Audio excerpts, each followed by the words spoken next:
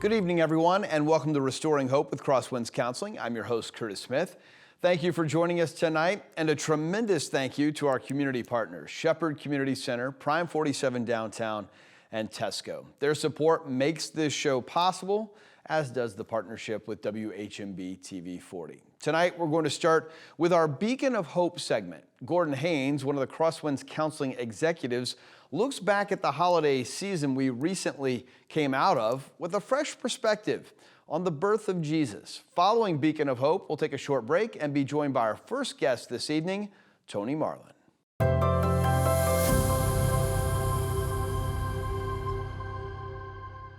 Hi, my name is Gordon Haynes. I'm here to talk to you about hope.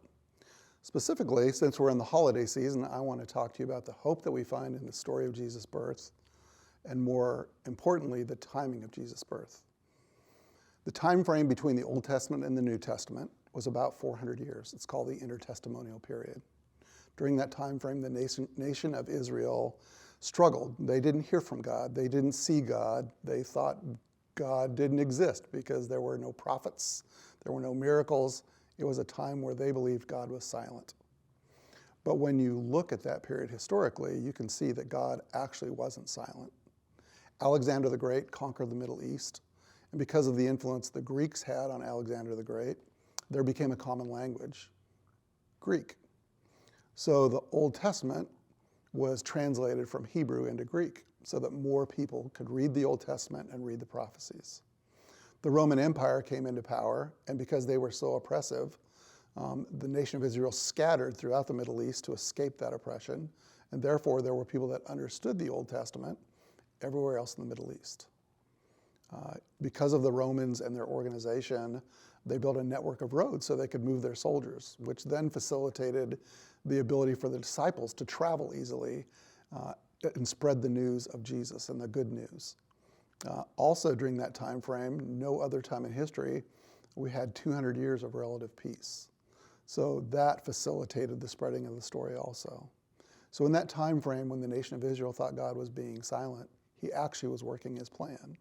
And the hope that comes with that is realizing that God's plan is always perfect for his purposes. I have a question for you. Are you in God's waiting room? Are you waiting for that next promotion? Are you waiting for a new baby? Are you waiting for to be healed? We all want those things to happen on our timing. And what this story tells us is that, number one, it's going to happen on God's timing, but more importantly, God's timing is always perfect.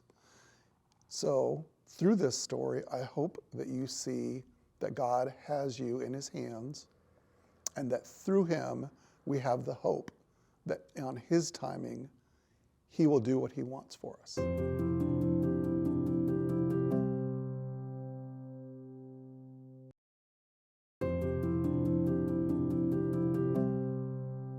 Welcome back. Tonight, our first guest is Tony Marlin. Tony is a regional manager for Maxim Crane Works, the largest coast-to-coast provider of comprehensive lifting services in the United States. Tony, thank you so much for joining us tonight.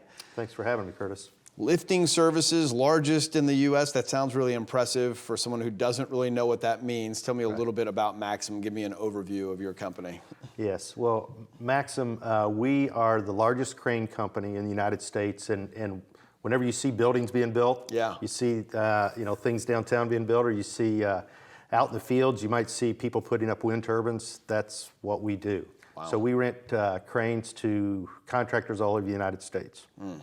And offices all over the United States. About how many? Give us a sense of the scope. You say largest in the country. What does that mean? Yeah, we have 60 offices located from coast to coast across the United States.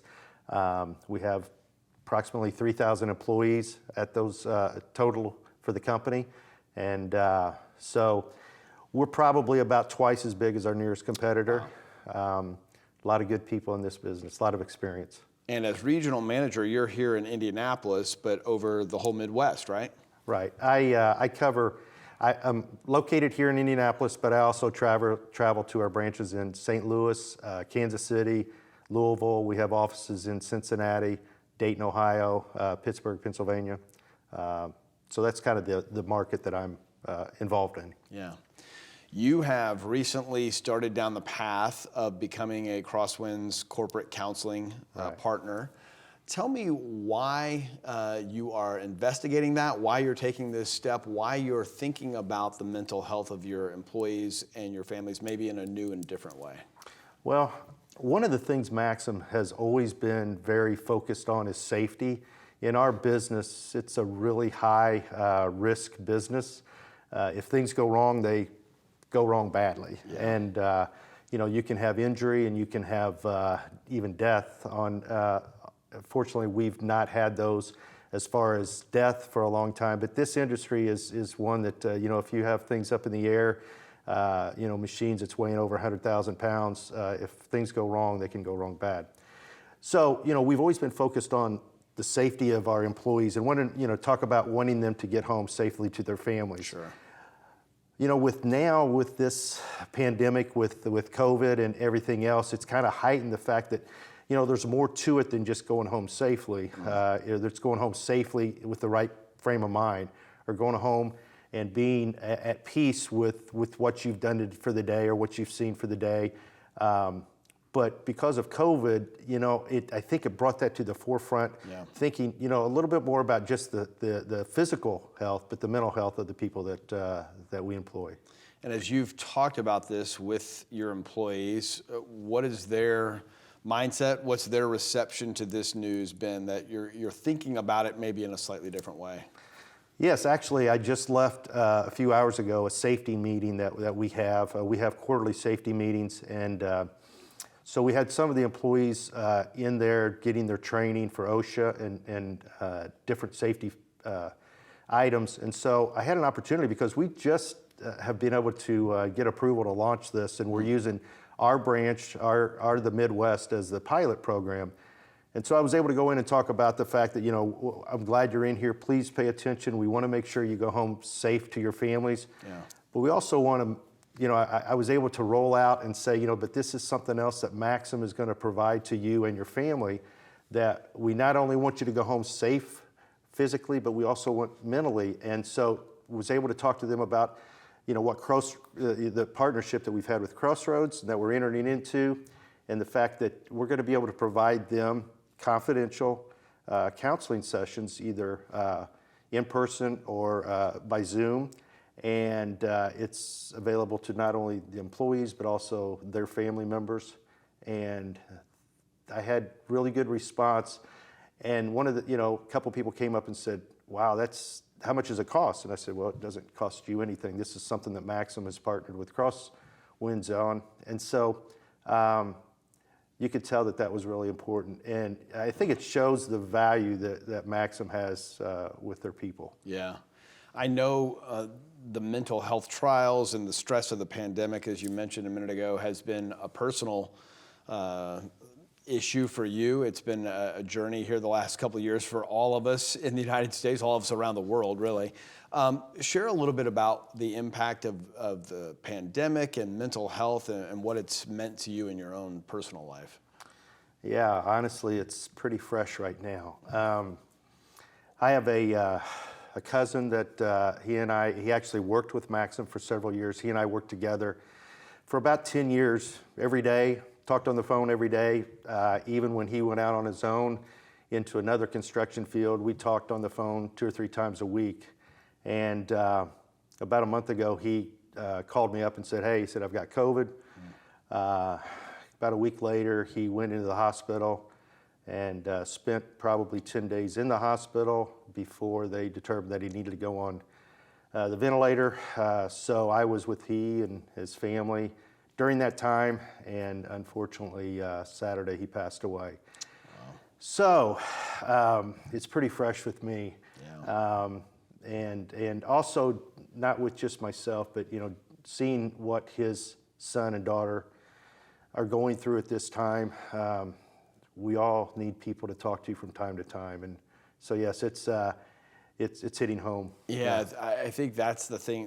One of the takeaways here is we all know stories like that, and obviously we're very sorry for the loss of your cousin, but the lingering impact to friends and family does really affect the mental health of the people around someone who's gone through COVID or who's passed away from it. Right. I know, this seems to be, unfortunately, catching more momentum again right now. And we've had a lot of people in our office, some of our employees and people in the families that's been touched with this. And, I have a lot of people that come in and say, what do we do? We're feeling the impact of this, and it's affecting our life at home. Some people are losing jobs, and unfortunately, we were able to work through. Our company was considered essential, so we didn't have to shut down. But many of the family members lost their jobs through this, and there's a lot of things that can impact a person's mental health. But I don't think, it's financially and health are two things that really stand out. And so I'm excited about the fact that we've partnered with Crosswinds now, and I think it's going to be able to provide some help to people. Well, Tony, thank you so much for the partnership and for joining us here tonight. I think what you're doing is the right thing. To take care of your employees and not just think of health as a physical thing is the way to go. So thanks so much for your time tonight, Tony. Well, thanks for having me. Appreciate it. Yeah, absolutely. We'll be right back.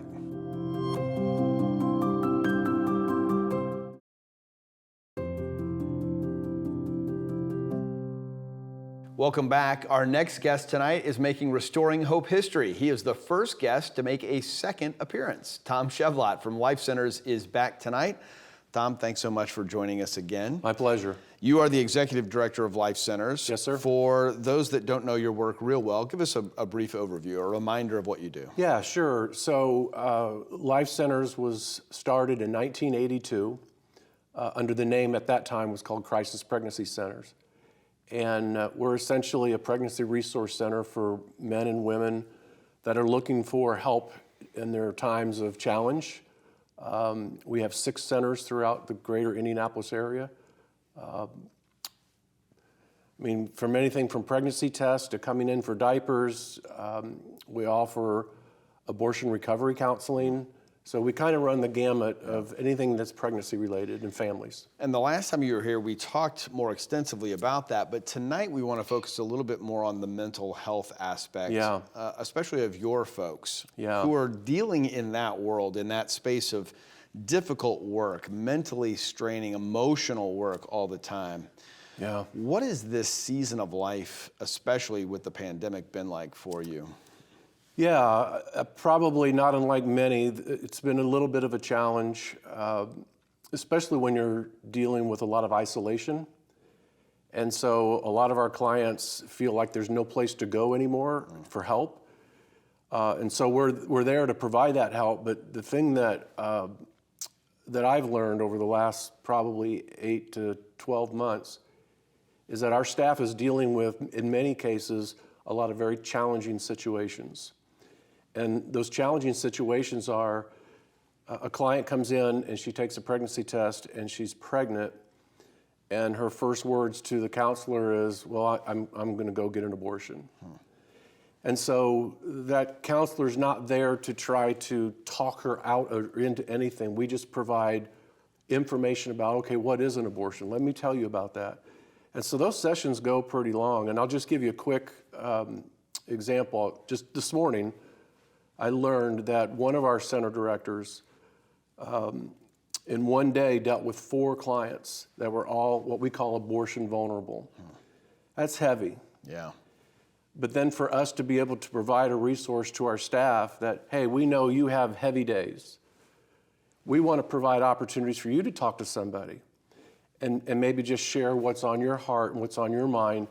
And for a counseling service like Crosswinds to be able to come in and then meet her where she's at so that she can come back into the workforce engaged and inspired and feeling that I've got good counsel, I've got good feedback, I've got good advice from the person I met with, and so that she's back in the center ready to serve again.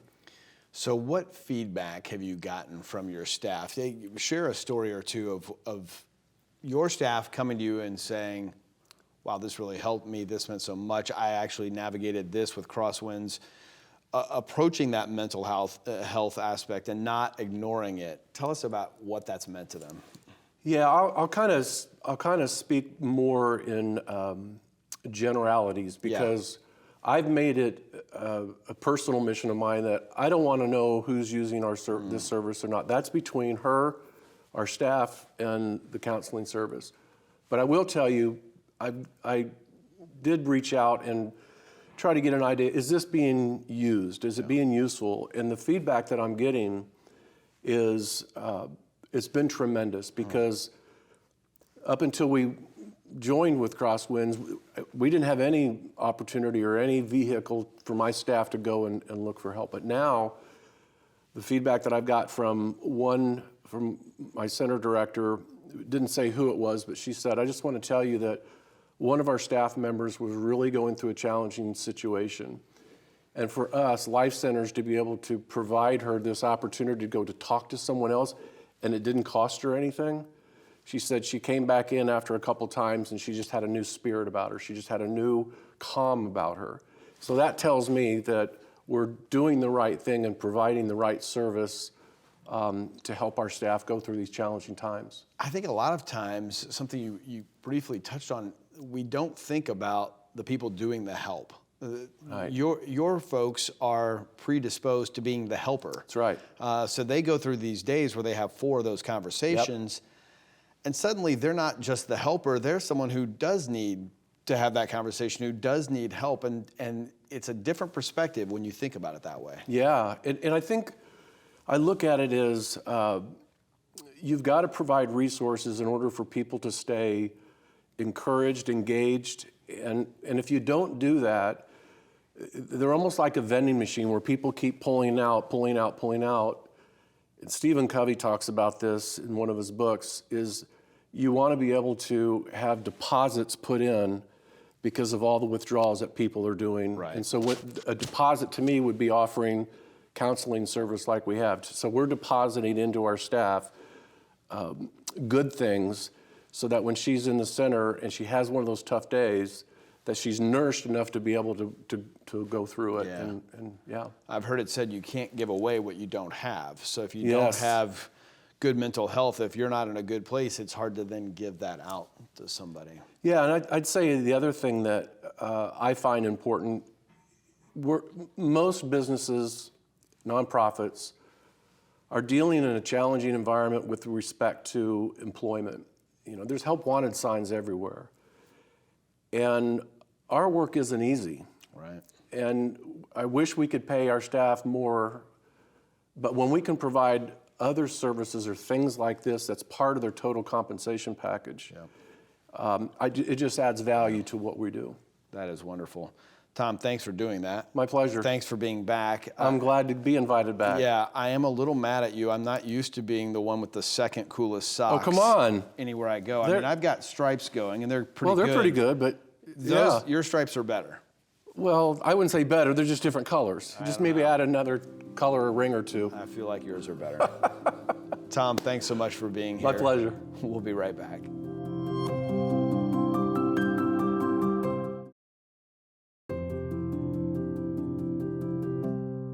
Welcome back to Restoring Hope with Crosswinds Counseling. Each week we meet a Crosswinds counselor, and tonight in our Counseling Corner segment, Stephen Weaver joins us to give us an overview of counseling and his approach to helping other people.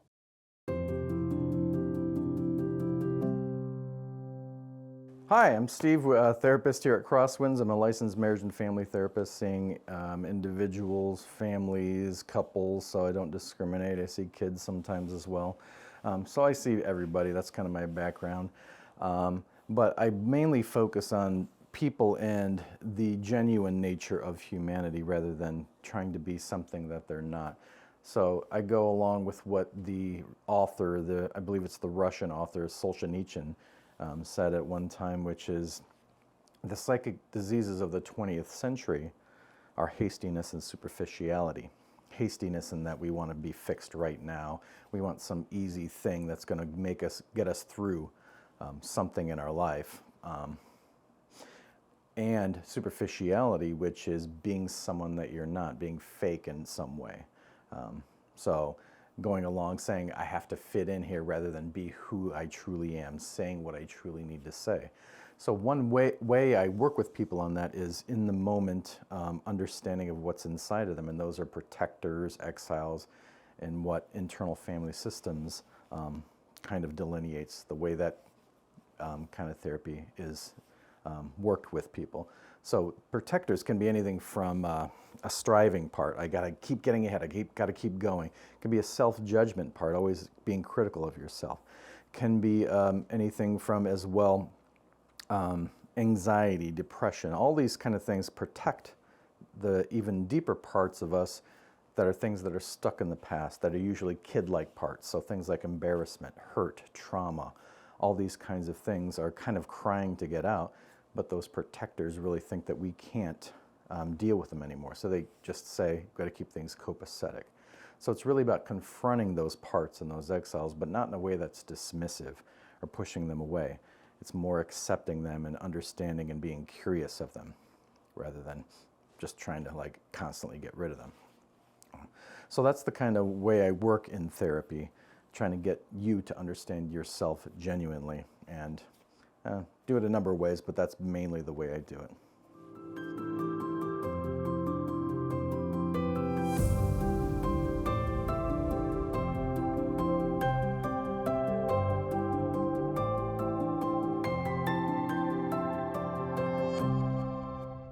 Thanks, Stephen. After hearing Stephen's thoughts on counseling, you may be motivated to meet with a counselor. Perhaps you are a counselor or a therapist looking for a great place to work.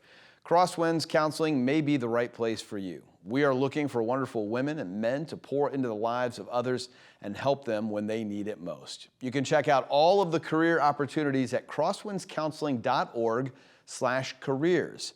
If you know someone who would like to join the team, please let them know about Crosswinds. The need for counselors has never been higher than it is right now. Thanks again to our partners in bringing you Restoring Hope with Crosswinds Counseling tonight, Tesco, Shepherd Community Center, and Prime 47 downtown. We would not be here without all of them. And thanks to all of you for spending part of your Thursday evening with us. Have a great night, stay safe, and be blessed.